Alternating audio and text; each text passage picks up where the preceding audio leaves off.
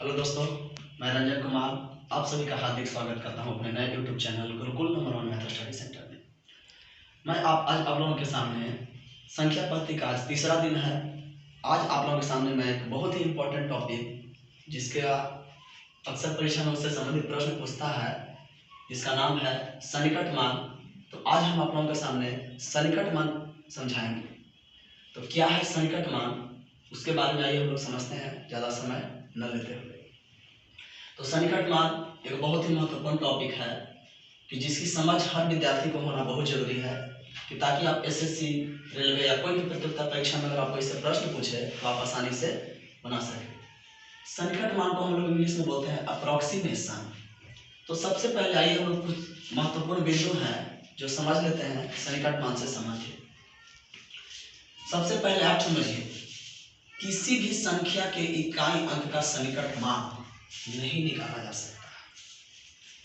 दूसरा पॉइंट समझिए, किसी भी संख्या के दहाई, सैकड़ा, हजार, 10,000 इस तरह से कोई भी अगर क्रम में जितना भी आगे आने वाली संख्या है, उन सभी अंकों का ही सन्निकट मान निकाला जाता है।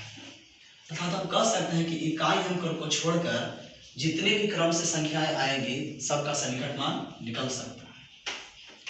तीसरा मुख्य बिंदु, किसी भी दशमलव संख्या के बाईं से दाईं ओर आने वाली सभी क्रमिक अंकों का सन्निकट मान निकाला जा सकता है, लेकिन अंतिम दायां अंक का नहीं। यानी कि अगर दशमलव संख्या कोई भी रहेगा तो उसका अंतिम दाहिना अंक को छोड़ करके बाकी सारे अंकों का सन्निकट मान निकाला जा सकता है। तो अब आइए हम लोग समझते हैं कि सन्निकट मान हम लोग कैसे निकालेंगे, उसका निकालने का क्या नियम है। आप अगर इस नियम को अगर ध्यान से आप दिमाग में अगर आप रखिएगा तो किसी भी कितना भी बड़ा से बड़ा संख्या का अगर सन्निकट मान आप बहुत आसानी से चुटकी में निकाल सकते हैं। तो आइए समझते हैं कि क्या है सन्निकट मान का नियम। किसी भी दी हुई संख्या या दशमलव संख्या के किसी भी अंक का सन्निकट मान निकालने के लिए उस अंक के तुरंत पहले दाईं ओर स्थित अंक को हम देखते हैं। अगर दाईं ओर स्थापित वह अंक 5 या 5 से बड़ा हो तो जिस अंक का सन्निकट मान निकालना होता है उसमें एक की हम वृद्धि कर देते हैं, और अन्य जो दाहिने और आने वाली जितनी संख्याएं होंगी अर्थात जितने अंक होंगे उन सब को हम शून्य कर देते हैं। साथ ही यह भी आपको ध्यान रखना है कि अगर दाईं ओर स्थापित वह अंक 5 से अगर छोटा हो तो जिस अंक का सन्निकट मान निकालना होता है उसमें किसी भी अंक की वृद्धि नहीं होती है, अर्थात वही अंक हम हूबहू लिख देते हैं। और उस अंक के बाद जितनी भी दाहिनी ओर स्थापित अंक होंगे या आने वाली सभी संख्याएं होंगी उन सब को हम शून्य कर देते हैं। तो आइए देखते हैं कुछ उदाहरण की सहायता से कि अगर हमको पूछ देता है तो हम लोग कैसे समझेंगे कि किस अंक का क्या सन्निकट मान हो सकता है। तो जैसे एग्जाम्पल मैंने लिया है कि 4, 3, 8, 2 में दहाई, सैकड़ा और हजारवां अंक का सन्निकट मान क्या होगा। इकाई को मैंने पहले ही बोल दिया है कि नहीं निकलेगा, यानी इकाई को छोड़ करके जितने भी सारे अंक रहेगा 8, 3, 4 सबका सन्निकट मान निकलेगा, लेकिन 2 का नहीं निकलेगा क्योंकि इसके पहले कोई अंक नहीं है।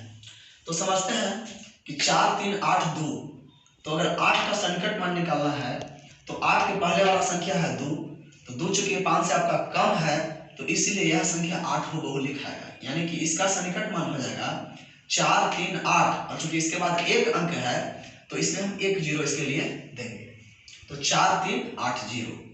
इसके बाद अगर हम 3 का निकालते हैं तो 3 के पहले चूंकि 8 है तो 8 5 से बड़ा है तो इसलिए 3 में एक वृद्धि हो जाएगा, तो इसका सन्निकट मान हो जाएगा 4, 4, और इसके बाद चूंकि 2 अंक है तो इसके लिए डबल 0।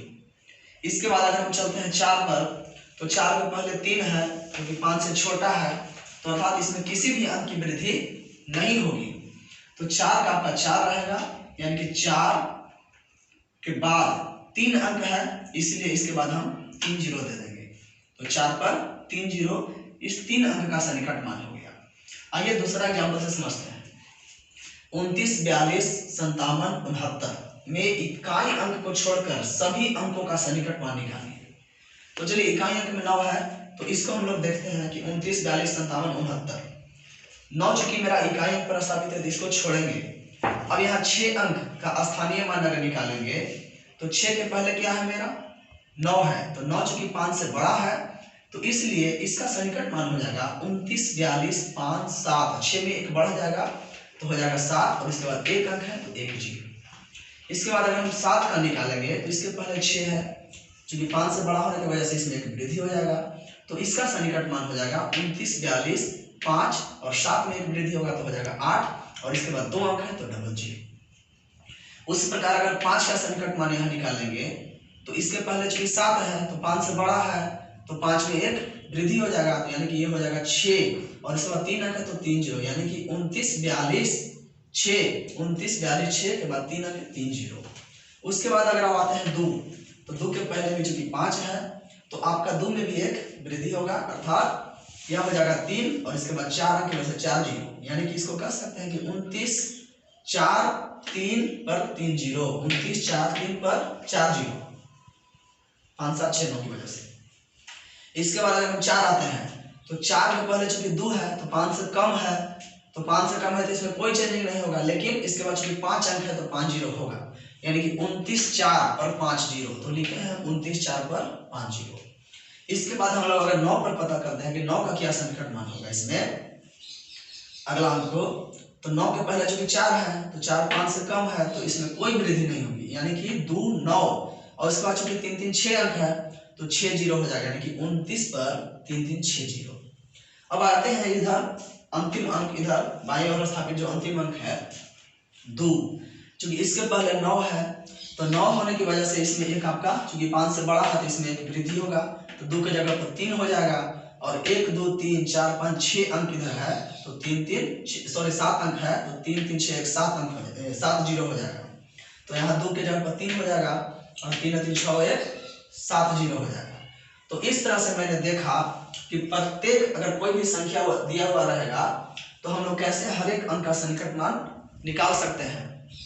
तो अब आइए अगर हम लोग अगला उदाहरण लेते हैं कि अगर कोई दाहिनी दशमलव संख्या में अगर कोई दिया हुआ संख्या रहेगा तो उसमें प्रत्येक अंक का स्थानीय मान हम लोग प्रत्येक अंक का सन्निकट मान कैसे निकाल सकते हैं। तो आइए अगला उदाहरण हम लोग अगला उदाहरण जो देखते हैं। इससे पहले मैंने 2 उदाहरण को देखा और आप लोग अच्छी तरह से समझ गए कि उन दोनों संख्याओं का सन्निकट मान क्या होगा और कैसे हम लोग निकालेंगे।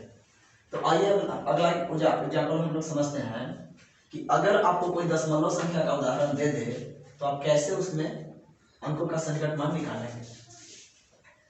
जैसे अगर आपको एग्जाम्पल है 276.83 में दाईं ओर स्थापित अंतिम अंक को छोड़कर सभी अंकों का सन्निकट मान निकालिए। तो आप देखिए 276.83 इसको छोड़ करके बोल रहा है तो हम इसको निकालेंगे तो इसके पहले 3 है तो इसमें कोई चेंजिंग नहीं होगा, तो 276.8 और इसके बाद एक अंक है तो 1 0। उसी प्रकार अगर हम 6 का निकालेंगे तो इसके पहले चूंकि 8 है तो इसमें एक बढ़ जाएगा तो 2 7 7 पॉइंट दशमलव के बाद 2 अंक है तो 00। फिर हम लोग चलते हैं अगर 7 का निकालना होगा तो इस तरह से इसका हो जाएगा, तो इसके पहले 6 है तो 1 की वृद्धि हो जाएगा तो इसका हो जाएगा 280.00 280.00। अगला अगर 2 का निकालेंगे तो इसमें क्या हो जाएगा, चूंकि इसके पहले 7 है तो इसमें भी एक बढ़ जाएगा तो ये हो जाएगा 3, इसके बाद चूंकि 4 अंक टोटल है तो 00.00।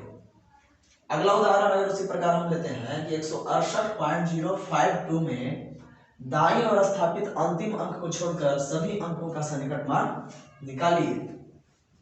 तो इसको छोड़ करके निकालना है तो सेम काम वही करेंगे जो पहले से करते आ रहे हैं। यहाँ 5 है तो 5 के पहले 2 है तो इसमें कोई चेंजिंग नहीं होगा तो हो जाएगा 168.050 168.050। अगर हम 0 का निकालेंगे तो 0 के पहले 5 है और ये चूंकि 10वां स्थान पर है तो यहाँ एक बढ़ेगा तो हो जाएगा 168.1 और चूंकि 2 अंक है इसके बाद तो 00 तो 168.100। फिर 8 है तो 8 के पहले चूंकि 0 है तो इसमें कोई चेंजिंग नहीं होगा, तो यहाँ हो जाएगा 168.000। इसके बाद यहाँ 6, इसके पहले 8, तो एक बढ़ जाएगा इसमें, तो 170.000।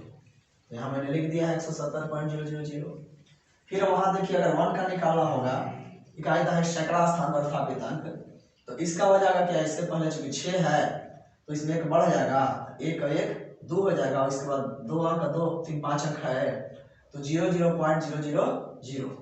तो इस तरह से मैंने इसका सन्निकट मान अगर देखा तो 200.000 हो गया। यानी कि इकाई दहाई सैकड़ा अंकों का सन्निकट मान और यहाँ के बाद दसवां और सौवां अंकों का सन्निकट मान मैंने यहाँ देखा। अगला उदाहरण अगर हम लेते हैं कि 34.456 में इकाई दहाई दसवां और सौवां स्थान पर स्थापित अंक का सन्निकट मान क्या होगा, निकालिए। तो चूंकि मेरा इकाई और दहाई ए है और दसवां और सौवां ए है, तो यहाँ से अगर हम क्रम से चलते हैं तो इकाई अंक का सन्निकट मान 4 है, 4 के पहले जो 4 है तो कोई चेंजिंग नहीं होगा, तो लिखा है 34.3 अंक की वजह से 3 0। अगर इसका निकालेंगे दसवां दहाई अंक, तो दहाई अंक के पहले भी 4 है, इसमें 5 से ज्यादा नहीं है तो कोई चेंजिंग नहीं होगा, तो ये आपका हो जाएगा 3, इसके बाद चूंकि 0.000 इस तरह से हो जाएगा। फिर दसवां अंक, तो दसवां अंक होता है आपका ए, तो इसके जस्ट पहले इधर कौन सा अंक है, दाहिनी ओर 5 है, तो एक इसमें आपको बढ़ जाएगा, तो 34.5 चूंकि डबल अंक है तो 00 34.500। इसके बाद पूछ रहा है सौवां स्थान, तो सौवां स्थान आपका ए है, तो इसके पहले 6 है, तो 5 से ज्यादा होने की वजह से इसमें एक बढ़ेगा, तो 34.45 की जगह पर हो जाएगा 6 और एक अंक की वजह से एक 0, तो 34.460। उसी तरह से मैंने एग्जांपल और ले लिया है कि जैसे अगर 9.082 पूछेगा तो इसका निकालेंगे तो हो जाएगा 9.080 क्योंकि इसके पहले 2 है, इसका हो जाएगा 9.100 क्योंकि इसके पहले 8 है, 5 से ज्यादा होने की वजह से एक इसमें ऐड हो, इसका आपका हो जाएगा 9.000 क्योंकि इसके पहले 0 है, कोई चेंजिंग नहीं होगा। उसी प्रकार 56.0891 में निकाला, तो यहाँ इसका निकाला मैंने तो ये हो जाएगा 56.0890 क्योंकि इसके पहले 1 है, 5 से कम है। इसका हो जाएगा 56.0900 क्यों, क्योंकि 8 के पहले 9 है जो कि 5 से ज्यादा है, इसलिए इसमें एक बढ़ गया। इसका मैंने निकाला तो हो गया 56.1320 क्यों, क्योंकि 0 के पहले 8 है और 8 आपका 5 से ज्यादा है, इसलिए इसमें एक बढ़ गया। इसका मैंने निकाला तो 56.40 क्यों, क्योंकि 6 के पहले 0 है, कोई चेंजिंग नहीं होगा और 4 अंक होने की वजह से 4 0। उसी प्रकार इसका अगर होगा तो 5 के पहले 6 है, इसलिए इसमें एक बढ़ेगा, तो 6 और इसके बाद 5 अंक टोटल है, तो 6 0 पॉइंट देंगे यहाँ और 4 0। तो इस तरह से इसको हम लोग समझ गए। अब अगला उदाहरण हम लोग अगर लेते हैं कि 87.3409, इसमें प्रत्येक अंक का सन्निकट मान क्या होगा, बशर्ते कि 9 को छोड़कर, क्योंकि अंतिम अंक का सन्निकट मान नहीं निकाला जा सकता है। इसका रीजन है कि इसके पहले कोई अंक नहीं होता है, इसलिए हम लोग नहीं निकाल सकते। अब हम लोग इसको देखते हैं कि 0 है, तो 0 के पहले 9 है, तो इसका हो जाएगा टोटल सन्निकट मान 87.3410 क्यों, क्योंकि 9 5 से ज्यादा है। उसी प्रकार 0 का मैंने देखा, फिर 4 का मैं देख रहा है तो 87.3400 हो जाएगा क्योंकि 4 के पहले 0 है, कोई चेंज नहीं। इसका अगर हम लोग देखते हैं तो 87.3320 क्यों, क्योंकि 3 के पहले 4 है, कोई चेंज नहीं। अगर 7 को हम लोग निकालते हैं यहाँ तो 7 आपका हो जाएगा 87.0000 क्यों, क्योंकि इसके पहले 3 है, कोई चेंज नहीं। उसी प्रकार 8 का निकालेंगे यहाँ पर, तो 8 के पहले 7 है, 5 से बड़ा होने की वजह से इसमें एक आपका बढ़ जाएगा, तो हो जाएगा 90.0000। आपको इससे पहले मैंने समझा ही दिया है कि दशमलव के बाद इधर इकाई दहाई होता है और इधर होता है दसवां, सौवां, हजारवां, 10,000वां, इस तरह से चलता है। तो इस तरह से मैंने आज आपको क्लास में मैंने सन्निकट मान से संबंधित जितने भी प्रॉब्लम है जो आपको परीक्षा में पूछा जा सकता है या जिसकी समझ आपको होनी जरूरी है, मैंने यहाँ पर आपको समझाया। उम्मीद करते हैं कि यहाँ तक आप सभी को अच्छी तरह से सन्निकट मान समझ में आया होगा। और अंत में आप सबको ये कहना चाहते हैं कि अगर आप सभी को मेरा यह वीडियो पसंद आ रहा है तो कृपया करके मेरे इस वीडियो को लाइक जरूर कीजिए, और अगर आपको जितने भी दोस्त हैं उन सब तक शेयर जरूर कीजिए, और अगर आप नए हैं तो मेरे चैनल को सब्सक्राइब कीजिए ताकि, और साथ में बेल आइकन का जो घंटी है उसको जरूर दबाइए ताकि आपके पास सारा इन्फॉर्मेशन पहुंचता रहे, और इसी तरह से आप लोगों को जोड़ते रहिए। धन्यवाद।